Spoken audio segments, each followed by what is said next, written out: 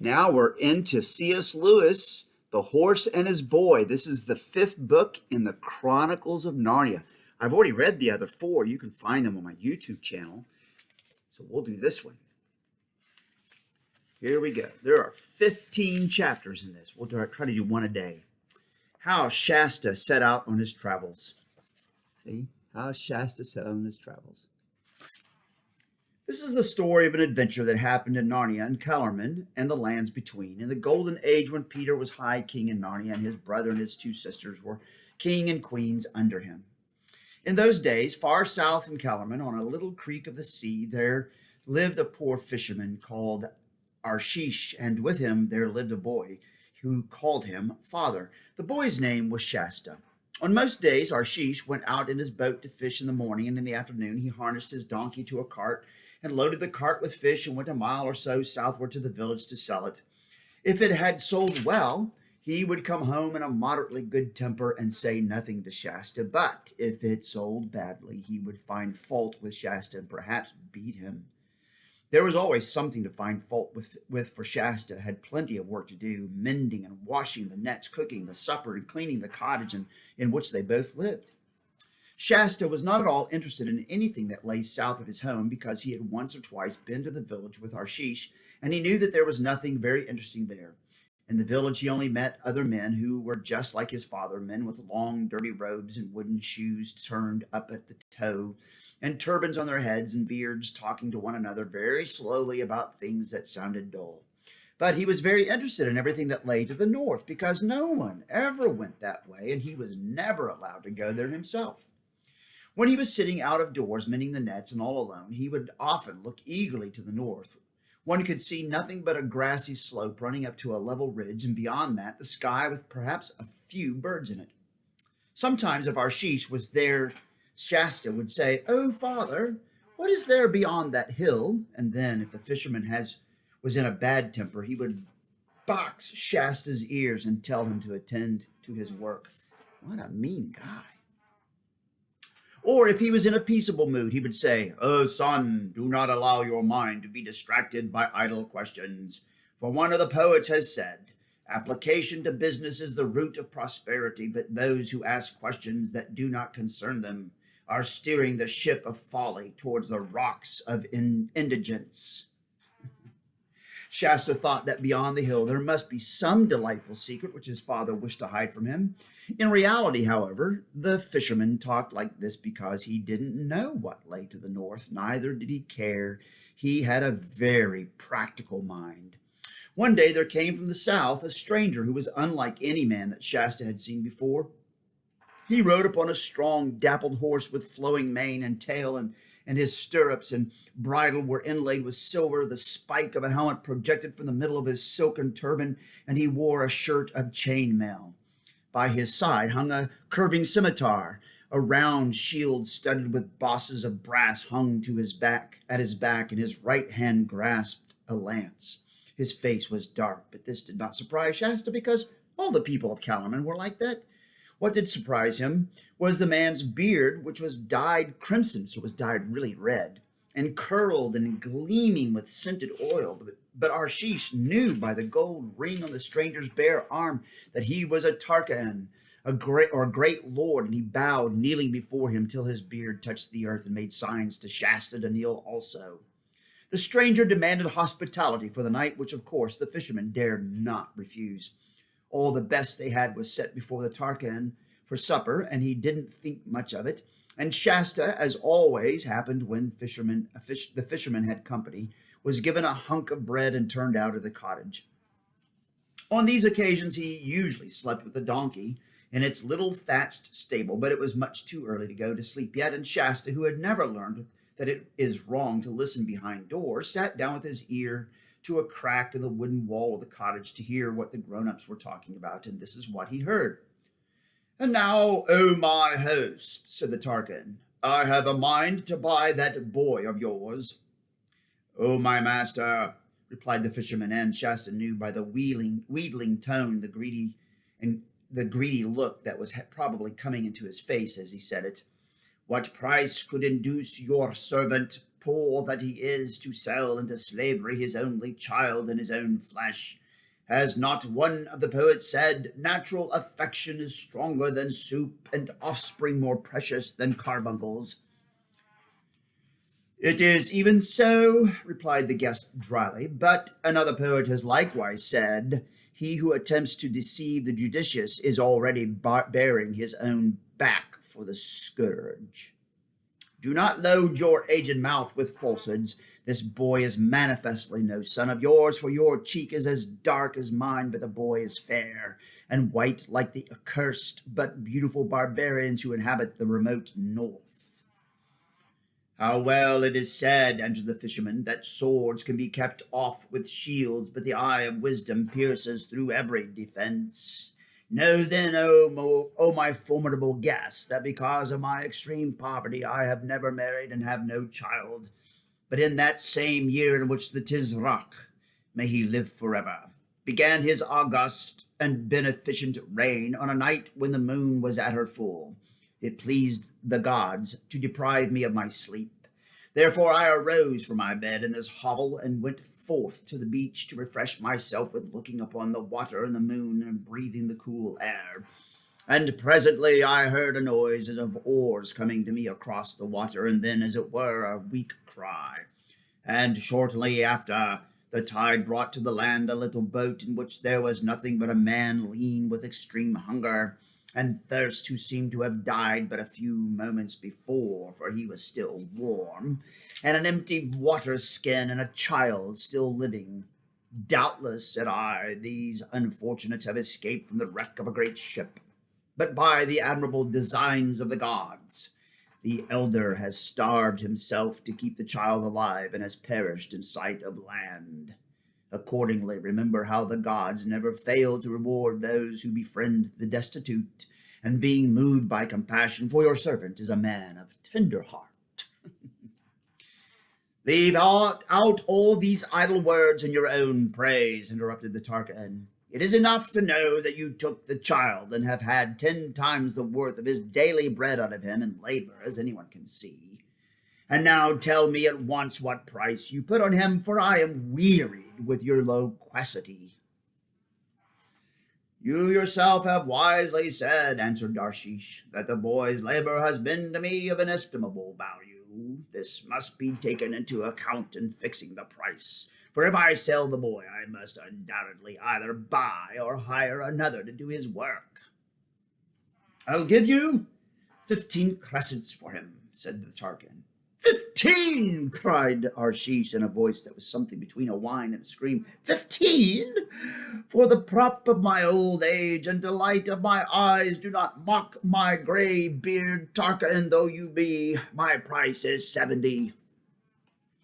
At this point, Shasta got up and tiptoed away. He had heard all he wanted, for he had often listened when men were bargaining in the village and knew how it was done.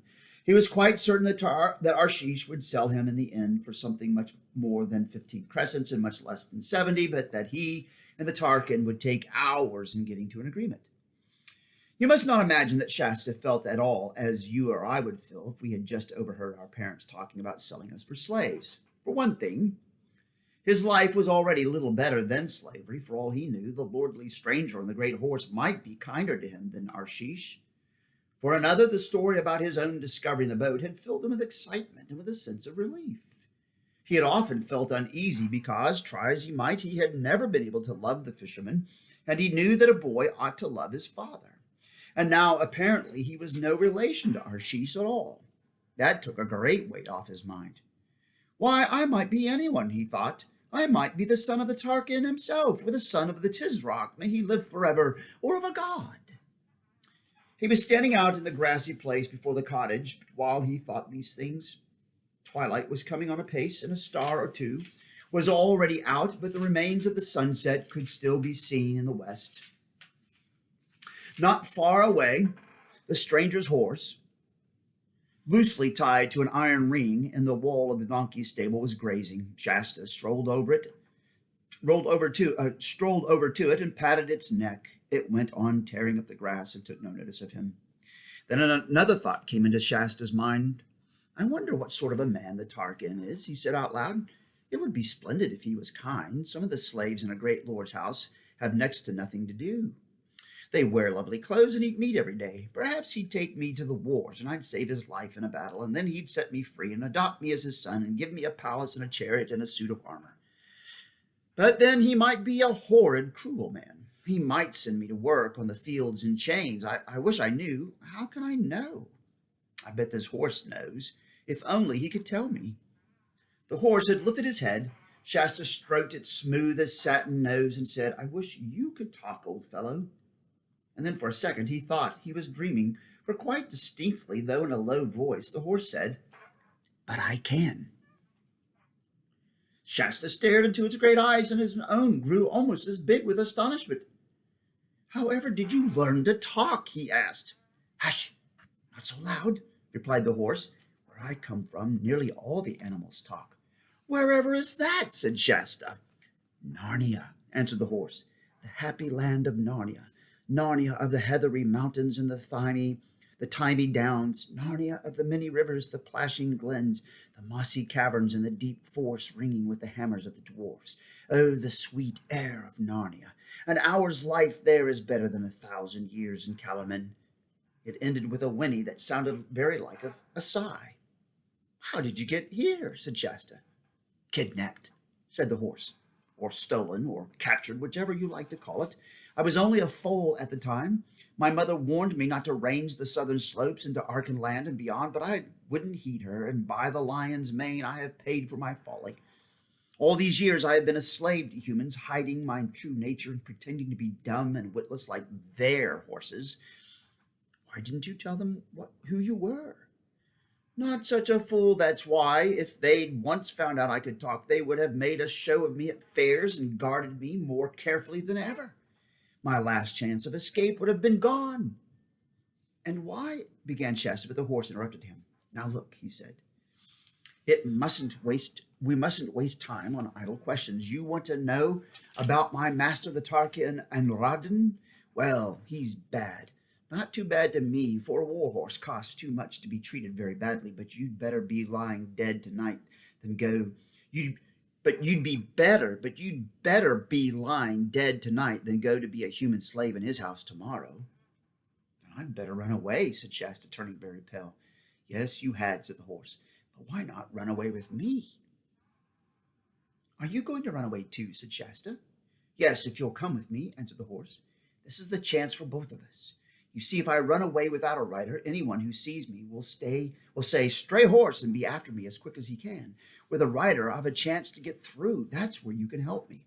On the other hand, you can't get very far on those two silly legs of yours. What absurd legs humans have, without being overtaken. But on me, you can outdistance any other horse in this country. That's where I can help you. By the way, I suppose you know how to ride?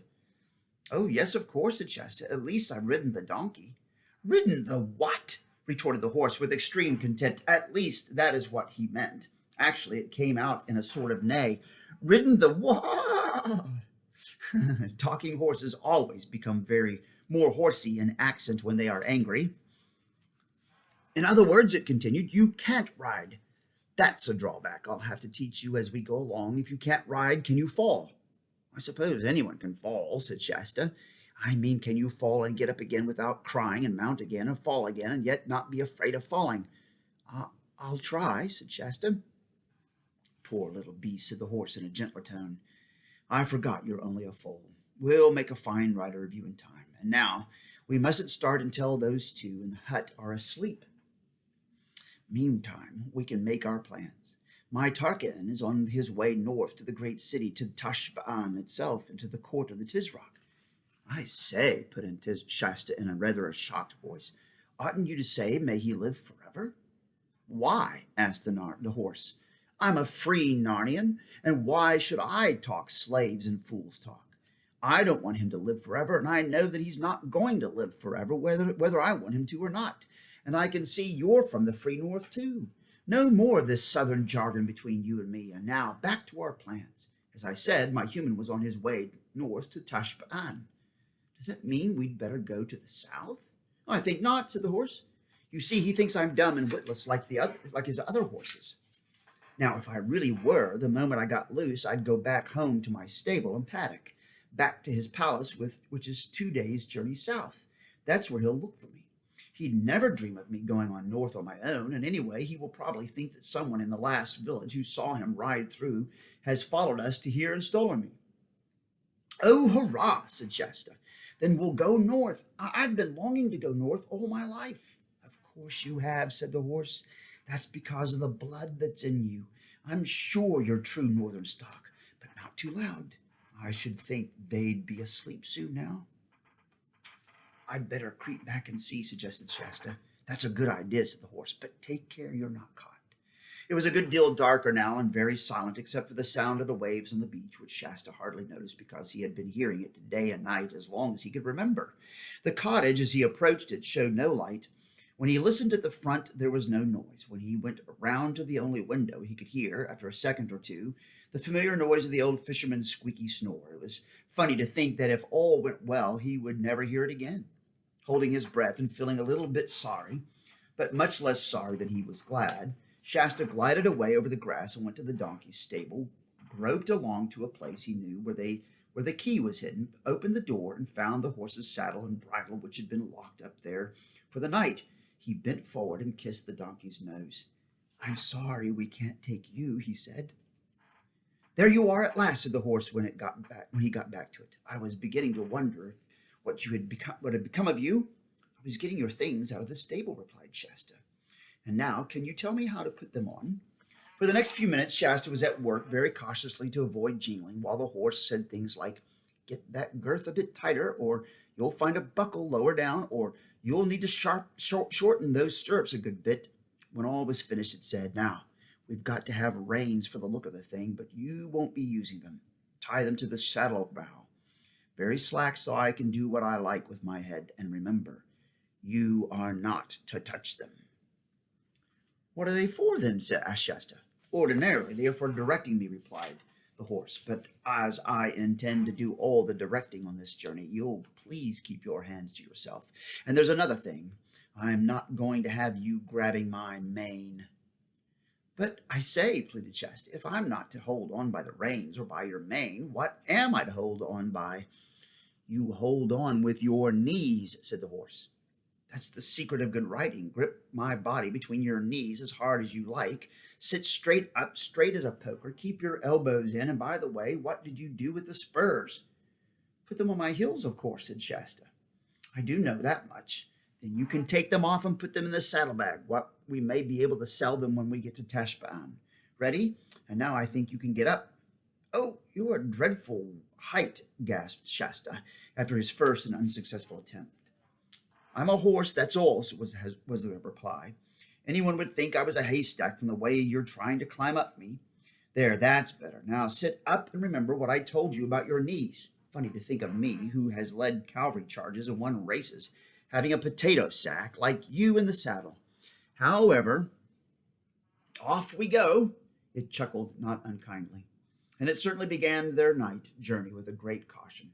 First of all, it went just south of the fisherman's cottage to the little river, which there ran into the sea, and took care to leave in the mud some very plain hoof marks pointing south. But as soon as they were in the middle of the ford, it turned upstream and waited till they were about 100 yards further inland than the cottage. Then it selected a nice gravelly bit of bank which would take no footprints and came out on the northern side. Then still, at a walking pace, it went northward till the cottage, the one tree, the donkey stable, and the creek, everything, in fact, that Shasta had ever known, had sunk out of sight in the gray summer night darkness. They had been going uphill, and now were at the top of the ridge, that ridge which had always been the boundary of Shasta's known world. He could not see what was ahead, except that it was all open and grassy. It looked endless, wild, and lonely, and free. I say, observed the horse, what a place for a gallop, eh?